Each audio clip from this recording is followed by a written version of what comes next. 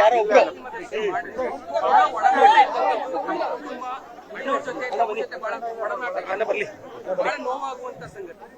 ಅಂದ್ರೆ ನನ್ನ ಅವ್ರ ಚಿಕ್ಕ ಮಗುವಿಂದ ನೋಡಿದ್ರು. ನಮ್ಗೆ ಜಾಸ್ತಿ ಒಂದು ಹತ್ತಿರದ ಸಂಬಂಧ, ನಮ್ಮ ಫ್ಯಾಮಿಲಿ ಮೆಂಬರ್ ಜೊತೆ ಜಾಸ್ತಿ ಸಂಬಂಧ.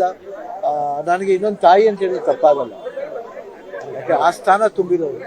ಆಮೇಲೆ ಅಪ್ಪು ಜೊತೆ ಮಾಡೋ ಸಿನಿಮಾ ಜೊತೆ, ಅಪ್ಪು ಜೊತೆ ಮಾಡೋ ಸಿನಿಮಾ ಇರ್ಬೋದು, ಅಪ್ಪ ಜೊತೆ ಮಾಡೋ ಸಿನಿಮಾ ಇರ್ಬೋದು, ಸಾಕಷ್ಟು. ಅದು ಅಲ್ಲದೆ ಅವ್ರ ತೆಲುಗು ಸಿನಿಮಾ ಇರ್ಬೋದು, ಹಿಂದಿ ಸಿನಿಮಾ ಇರ್ಬೋದು, ತಮಿಳ್ ಸಿನಿಮಾ ಇರ್ಬೋದು, ಆಮೇಲೆ ಸಾಕು ಎಲ್ಲ ಸೂಪರ್ ಸ್ಟಾರ್ ಜೊತೆ ಮಾಡ್ಬಿಟ್ಟು.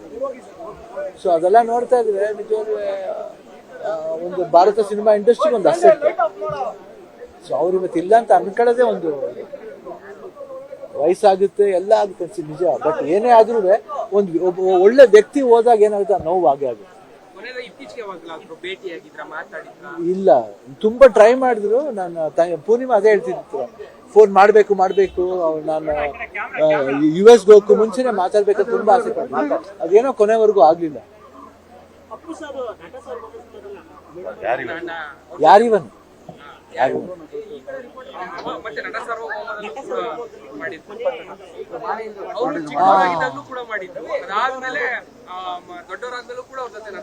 ಹೌದು, ಇದ್ರಲ್ಲಿ ಮಾಡಿ ಸಾಂಗ್ಲು ಬಂದಿದ್ದು ಕಾಣ್ತು, ರಾಜ್ ಅಂತ ಅನ್ಸುತ್ತೆ.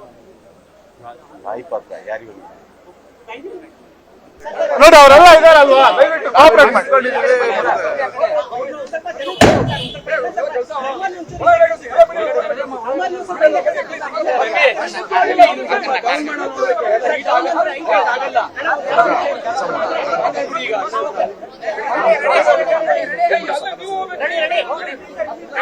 ನಿಮ್ಮ ಕುಟುಂಬದ ಜೊತೆ ಬಹಳ ಒಡನಾಟ